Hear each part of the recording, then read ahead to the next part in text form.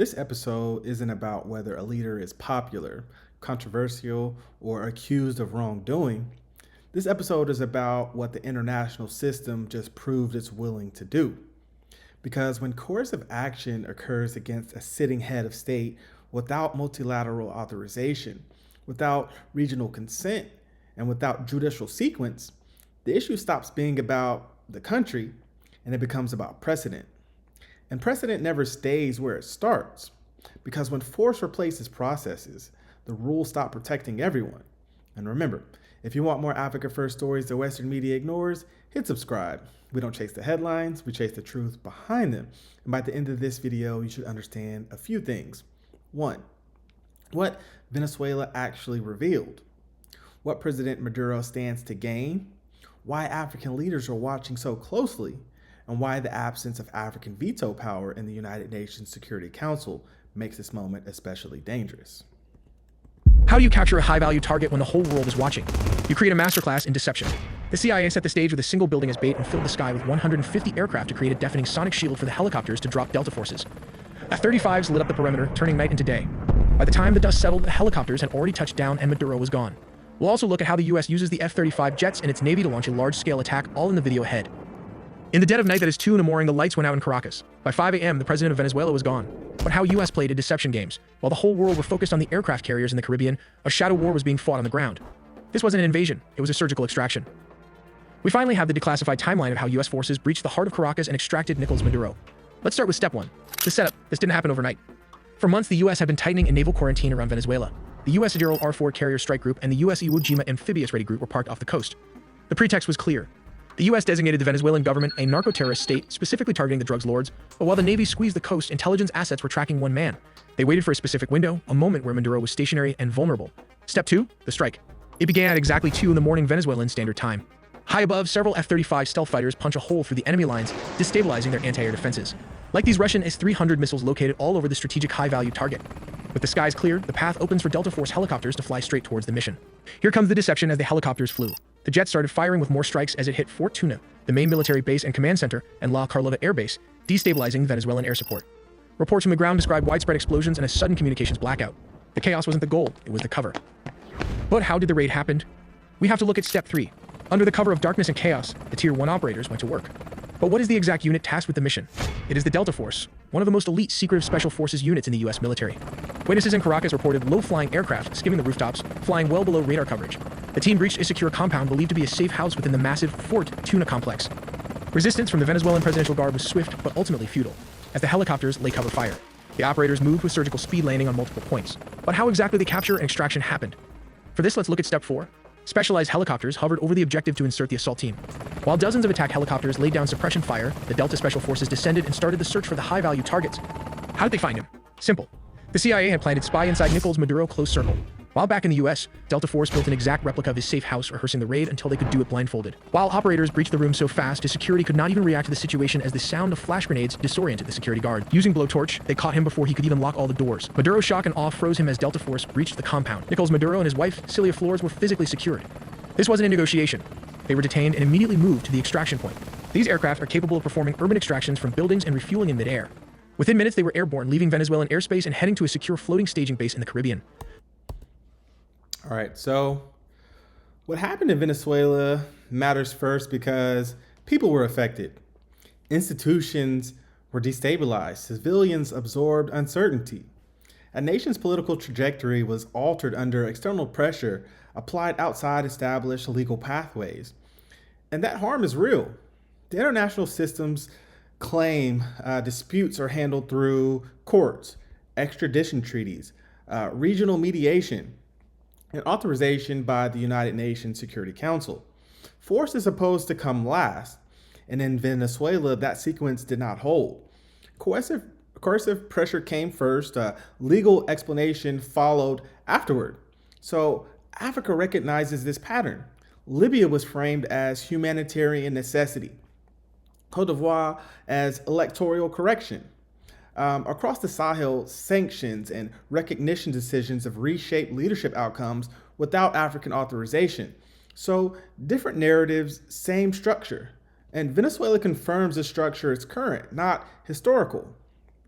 So the insight here is that the public is encouraged to focus on justification, that this is accountability, this is enforcement, this is about one leader.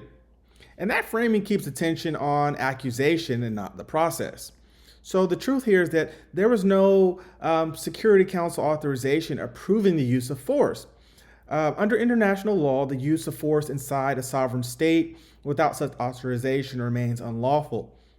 Whether an action achieves its objective is irrelevant to the legality. So law is determined by authorization and not the outcome.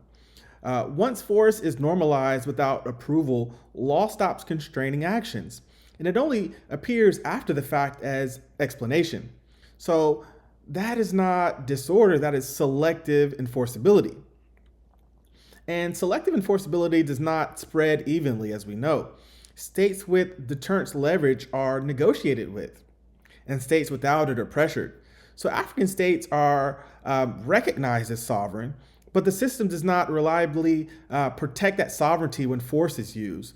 And that is why precedent moves downward, not sideways. So authorization determines legality and outcome does not. So what does Maduro actually stand to gain in this situation? So this isn't about winning, it's about strategic insulation. So for Nicolas Maduro, external pressure produces three different effects here. So internal consolidation, right? Political space compresses. Narrative reframing. So accusations become geopolitical and not neutral. And then forced alignments or relationships harden into durable blocks. So this is not success, it's predictability, and predictability is a form of power, right? So the veto question here that Africa cannot ignore, right? Here's where the conversation must become a little bit more in depth, a little bit more honest. Africa does not have veto power in the Security Council, right? And that matters because veto power is the only formal mechanism that can stop enforcement once it begins. So without a veto, objections are recorded, statements are issued, concern is expressed, but actions proceed.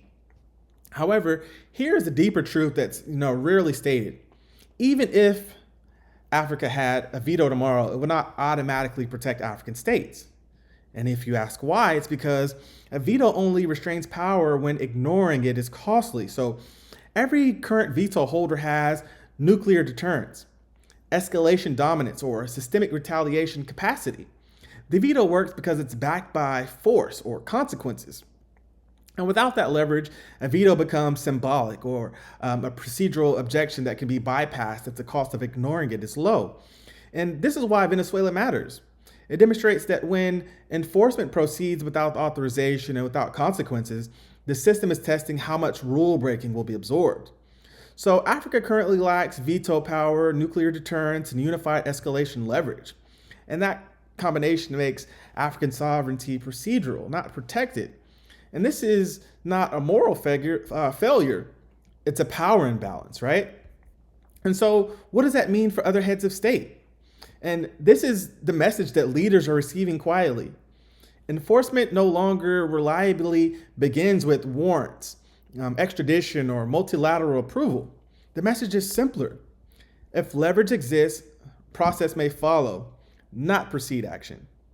And as a result, leaders must adjust.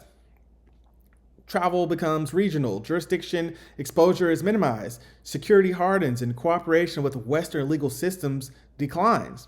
So this does not strengthen global law, it fragments it. And so how does this affect Venezuela and other countries? We'll say Burkina Faso, right? Why does the posture matter?